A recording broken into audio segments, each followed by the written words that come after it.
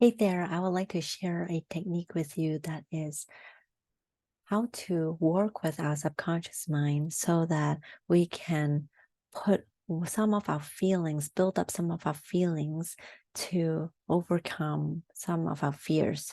So, for example, if let's say we want to feel more confident showing up to work, so we have to identify how we want to feel first. So if you're to just think about a moment that you want to pace it onto, maybe when you are, let's say you want to share something, share an instruction with your junior, okay, and you want to feel more confident sharing that information with your junior, or you want to um, present do a presentation in front of your boss and your coworkers, and you want to feel more confident doing the presentation. So those are the 2 points, just for fun. Those are the 2 points that you want to pace the resource. So a moment in time where you're in your office sharing your resource, that's one of them. The other one is you're standing in front of your coworkers and your boss and you want to do a presentation. Okay, so those are the 2 points. So if I can just ask you to do a shake, right? Shake it up, shake it up. All right. So when you're sitting back, sit up. If you're to feel confident, let's say, how does that feel like in your body? Okay, so for me, right, because I can't really tell how you're going to feel right now. So I'm going to share with you how I would feel so you can tap into it on your own. So if I'm going to feel confident, then when I breathe in and out, wow, if I'm going to feel confident, I feel like my shoulders are back, my chest is open, and I can speak quite loudly, clearly, and I'm certain of myself, of my words, of my instructions, of whatever I have to present, right? That's me feeling confident. So, what about you? How does confidence feel like for you? And if you feel like, oh, I don't know how to tap into this confidence, then let me share this with you. Maybe think about a previous time when you have achieved something and you feel very confident about it. Maybe you have finished your exam and you aced it, right? Oh, dang, that feels so good.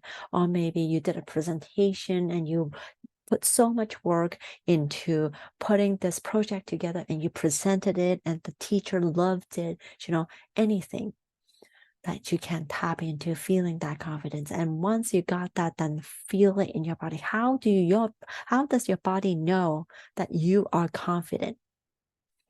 Tap into that. And so once you feel that confidence, and I want you to imagine yourself giving that instruction to your junior. How does that feel like?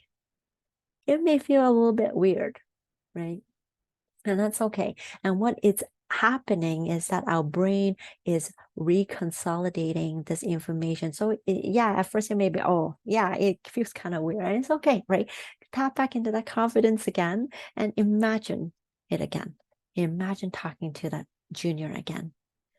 Now imagine the end of next week, 7 days. You have given instructions to your junior 4 out of those 7 days. Oh, actually, no, I shouldn't say that because we only work 5 days. So maybe for the whole next week, you have given instructions to your junior 3 out of those 5 days, and you have spoken in a very confident manner, and you have given that instruction, and you feel like, yep, I have given my junior the best instruction ever. Wow.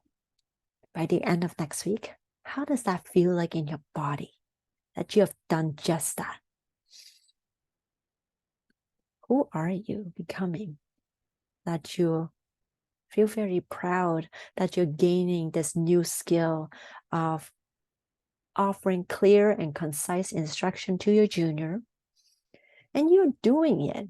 Wow, that feels good for me. I would feel good if I was still struggling with that a little bit before, and now I am in a place where, you know what, it feels good. And now imagine again giving that instruction to your junior. And now imagine at the end of the month that you've been working consistently, giving that junior all the instructions, and you spoke in a powerful, assertive voice.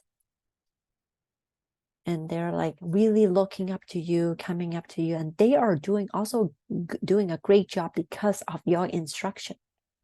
Ding. Yeah. Now imagine this, feeling this.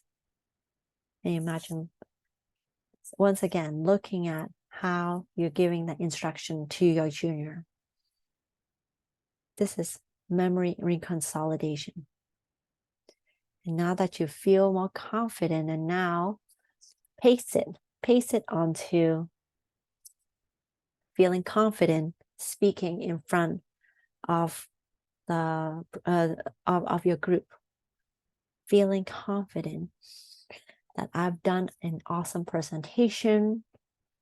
I know all my information, all the data, and I did a great job. Maybe there's a little bit, it's like, oh, right? It's okay. Do you know what? But getting that resource and bring it to yourself again to say, hey, if I'm to feel confident, how would I have been like standing in front of the meeting room, sharing my presentation with the group? And then imagine it's already done, and your boss came up to you to say, hey, great job. What an awesome presentation. I didn't notice that you could link these facts together. What a insightful presentation. Wow. That knowingness that you know everything that you need to, that you're gaining more skills speaking in front of the group. Yeah. And then once again, imagine you're standing in front of the table, having your coworkers there, and you're doing your presentation. You've done it 2 times, 3 times by the end of the year. And each time you come in, you stand tall with your chest out, with the shoulders back. That's it. And imagine that you've done an awesome job, and your boss is like, hey, great job. Yeah, that's confidence. Building that confidence is to get to know this feeling in your body and then pace it to whichever scenarios that you want. In the beginning, it may be a little bit weird. And at the same time, once you keep working on it, then you can understand how that will affect your life.